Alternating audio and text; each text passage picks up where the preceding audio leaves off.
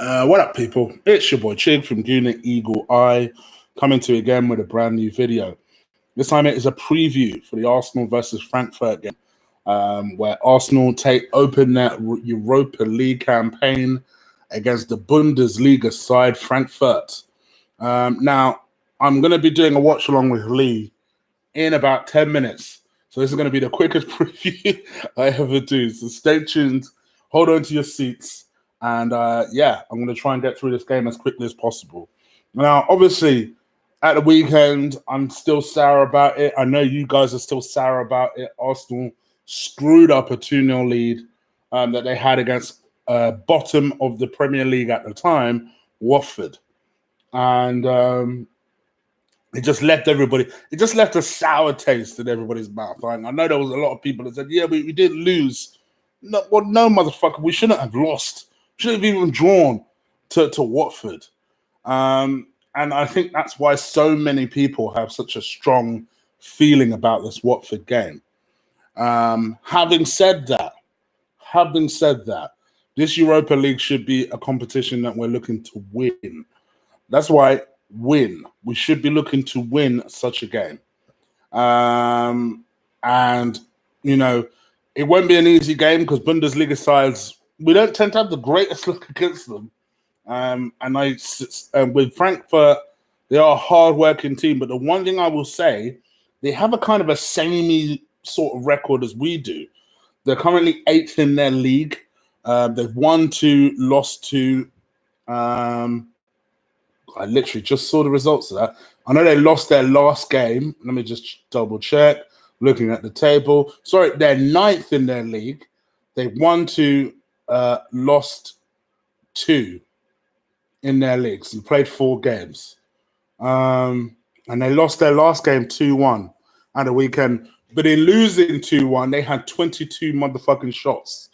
So they are going to pepper our goal, which means our defense needs to be on point. And it will be interesting to see who Emre goes with, because his team selections are one of the things that a lot of people are scrutinizing him about. That's a lot of where I have my issues with him. I think he rotates the wrong people, doesn't rotate the people that he should rotate. So it'll be good to see how we what sort of team we roll out. And I'm not going to lie to you, even I have changed my mind several times about the team that we put out. Nevertheless, this is a competition that I do want us to win.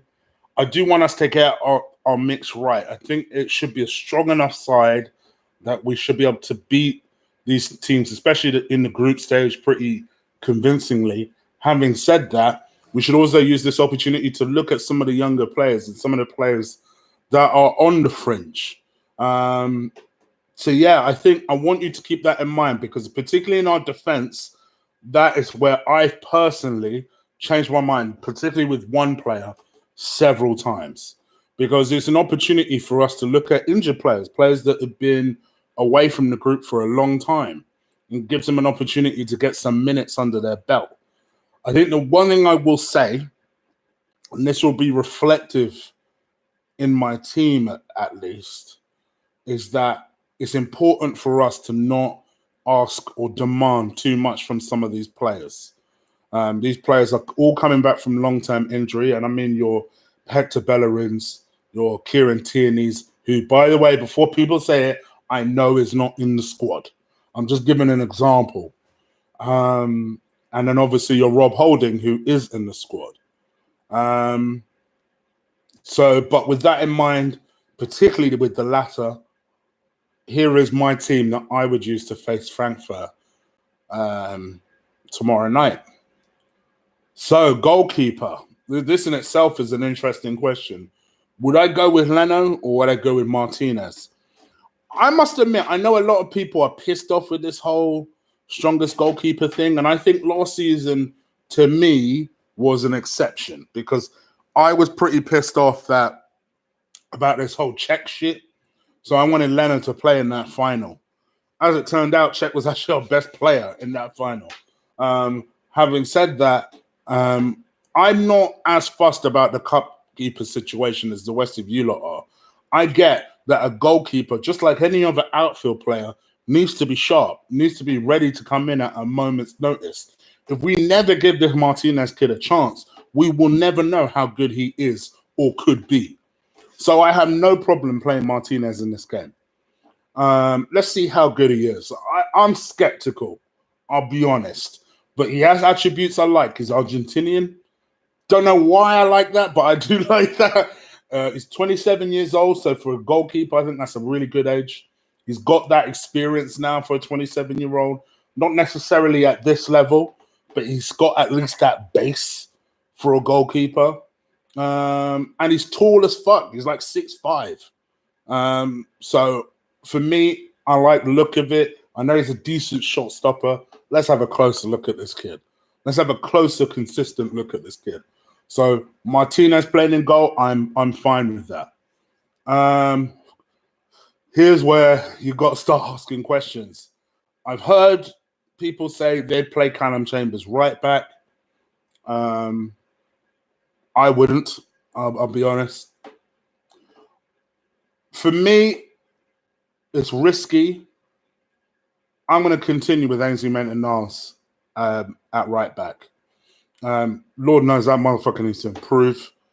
His game at the moment, I feel for him a little bit, but it's almost a surprise these days when he has a good game.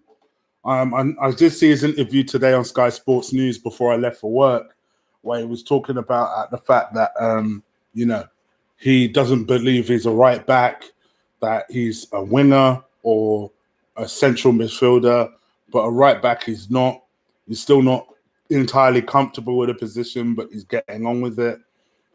My concern with Ainsley Maitland-Niles a little bit is that, all right, mate, but you've been playing in this position long enough now that you should be familiar with what to do.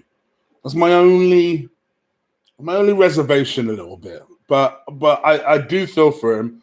I do think he's a central midfielder that's been asked to do a fullback's job, which makes no fucking sense. And this bullshit was started by Arsene Wenger. It's been continued by Unai Emery. So I'd like to see Ainsley push on a little bit, though. And I know I'm asking a lot from him. I'm hoping that in the next couple of games, Hector will be able to start playing these games and use these types of games, including the Carling Cup game, to get himself up to speed. But for the time being, I would like Ainsley to continue. I know it's a lot, but I just don't want Callum there. I like Callum Chambers a lot. I think he's too slow to be a fullback, but I think he's got a decent amount of pace to be a centre-back. Speaking of Callum Chambers, I'm putting him at centre-back. I think this kid is unlucky because against Newcastle, he did fuck all wrong. He did fuck all wrong, but for some unknown reason, Emery thought, well, I'm going to drop him, the person that actually played well in defence, and left the other idiot, Socrates. So to me, and I noticed Socrates is in the squad. I think that is a tactical thing, a psychological thing. He was heavily scrutinized over the weekend. If it makes any difference, Socrates, honestly, I thought David Luiz was just as terrible. so it's nothing on you personally. But for me, I'll go with Callum Chambers in this match. Next to him, oh man, I've changed my mind several fucking times. But I'm going to go with Rob Holding. However, I'm giving Rob an hour. He is not finishing this match. But I'm going to give him an hour to get up to speed, to get up to pace, and see if these two can form the partnership that I think they can. They have a fantastic, for those of you guys who don't know, they have an amazing relationship off the field. They live with each other and shit. They have Callum Chambers as a girlfriend, Rob Holding as an American girlfriend, and I think they spend a lot of time with each other and stuff. They have an amazing relationship that has got to transfer onto the field. I feel like that's a partnership waiting to happen. So for me, I played those two in defense. Left back. Ideally, you go with Kieran Tierney, but we are where we are, so Kolasinac has to play in this game. Central midfield, I'm going with Joe Willock. Shouldn't have been taken out the squad in the freaking first place. He has. We have to deal with it. We move on. It is what it is. Next to him, Wajaka ain't getting into my team. Guendouzi's played a lot of games recently, so I don't think I'd put him in there.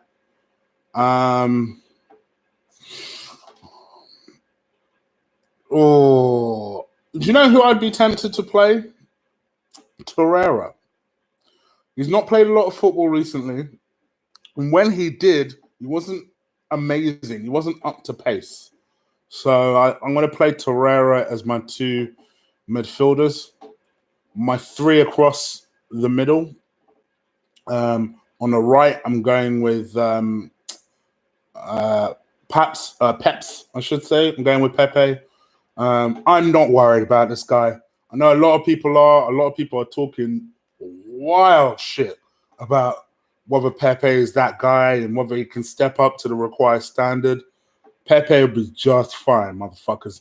Don't you? I'm coming for those motherfuckers that are talking that shit. I am coming. I'm coming. I know that's gonna get fucking memed and gifted, but I'm coming. Fuck it. I'm coming for all these motherfuckers that be talking that wild shit with Pepe. He will come good. I promise you he'll come good. And those people that are talking that wild shit, brace yourself. But Pepe on the right. On the left-hand side, I'm going to go with Martinelli. I like this kid, man. I like this kid. I just like this kid. I'm probably going to go with Martinelli because my plan for Martinelli, I think he's going to play the whole game. Or I would play him in the whole game. Because my plan in the last half an hour is to shift him up front and maybe play Saka on the left. So that's my plan for Martinelli. Sick note is sick. Shock horror. So for that reason, I'm probably going to go with Reece Nelson as a number 10. Just go with him behind the striker. Why not at this stage? See what he's got, see what he can do. And then up front, I'm going to go with Pierre-Emerick Aubameyang. A bit of a dangerous idea playing him, especially when Lacazette's out. But I feel like with playing Aubameyang and keeping his goal-scoring form nice and tight, giving him confidence, giving him an hour, why not? Absolutely, why not? The bench, I'd have a mixture of experience and youth. So people like Robbie Burton, I might put on the bench. But then I also might put on a couple of experience heads like a Guendouzi or someone like that on the bench. Mustafi, I know, is probably an option that a lot of people would suggest for right back. And in all honesty, if you guys decided you wanted to do that, I don't think that's necessarily the worst idea. The reason he hasn't got into my squad is I don't really want to encourage him. That is going to be like, I want him to play good for when he is used. But to me, he's my emergency, oh shit, I don't have anyone. Like, I literally have no one else for that position. And that's the reason he didn't get in front of Holding for me. But I could definitely understand the logic of even him playing next to Chambers tomorrow night. It wouldn't be the worst idea because you want to ease Rob Holding back. This is just my team, my squad, my idea. So with that being said, because I'm going to get out of here real quick, because I know Lee will start his watch along very shortly, and I'm supposed to be on it. I think we'll win this game. Don't be surprised if it's more difficult than you guys expect it to be. And I think it'll be 3-1. A confident 3-1 away from home. I know I'm crazy. You guys let me know what you think. Please leave it in the comments below. Please, guys. Come on now. Please, stick a like on that video. It helps. Because if you subscribed, the other way to help this channel is by crushing that motherfucking like button. Help people see the video. Let it get noticed so then the new people can subscribe and get my numbers through the roof. Very recently touched the 5,800. Thank you so much to everyone that subscribed so far. My end of year target is 7,000. So let's see if we can get 7,000 so that my end of season target can be reached, which is 10,000. So, guys, only you guys can help me with that. So please, please, please do crush that like button, hit that subscribe button. I think I've covered all the bases. I'm out of here. Off to do the watch along. Come follow me on Lee's channel. We will be live now. All right, I'm out of here, people. Take care. Deuces.